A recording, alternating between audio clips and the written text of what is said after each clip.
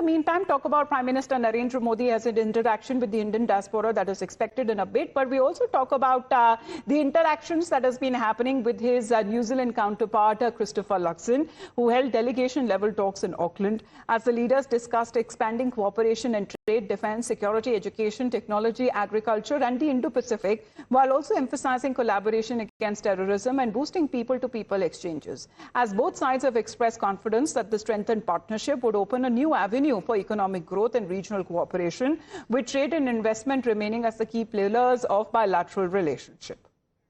Now, in the meantime, speaking of the takeaways that have come in from this joint statement that has been released, of course, when it comes to India and New Zealand, elevating their ties to a strategic partnership, then also a comprehensive FTA, which is the free trade agreement that has been signed, the trade target that is set for around 7 billion New Zealand dollars by 2030. And of course, when it comes to several sectors that include defense, maritime cooperation that has been expanded, annual maritime security dialogue that has been launched, and also a main mention of the Pahalgam terror attack that has now been done with the establishment of a joint working group, and New Zealand reaffirming support for India's UNSC bid. And this push that is also coming from directing India-New Zealand direct flights that may also happen. And when we talk of these sectors like agriculture, dairy and horticulture, the ties to be strengthened. And of course, when it comes to the joint condemnation that has come in for terrorism, calling for zero tolerance.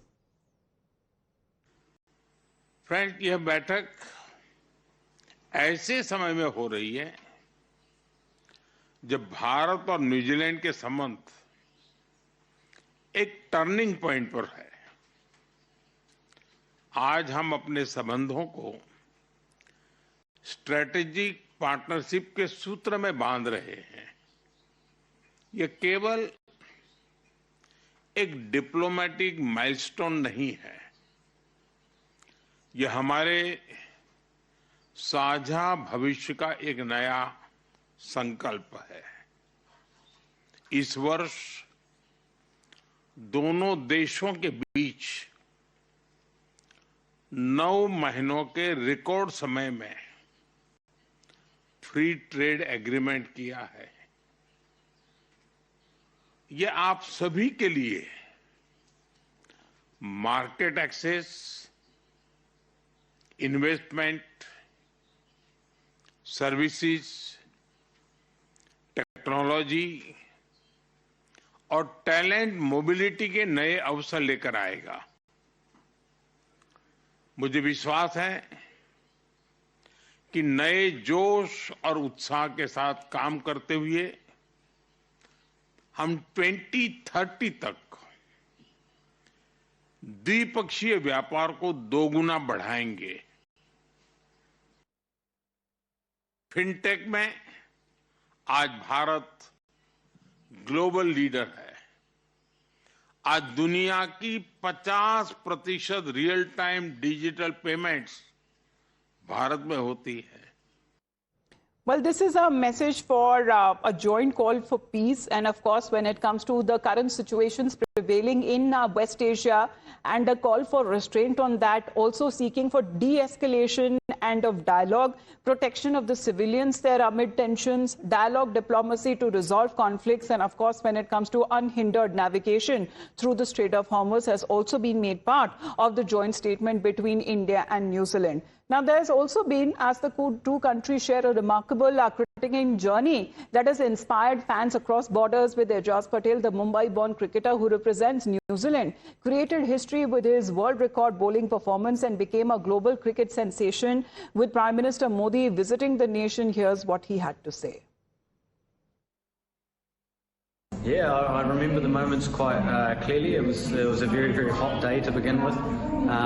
And we'd been in the field for quite a long time. So, I mean, for me, towards the end of it, it was really about how can we get off the park and dismiss India and finish the innings off so that we can go back inside and start batting.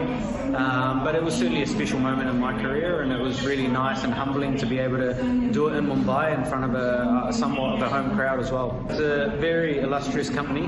I was grateful enough to meet Anil Neil Sir just recently in the last series, and we had a great conversation, and it was quite enlightening. And he's obviously a fantastic bowler and one of the greats of the game. So it was really humbling to kind of be, I guess, in that legacy. I thoroughly enjoyed it, and that conversation was unbelievable and kind of, things that dreams are made of.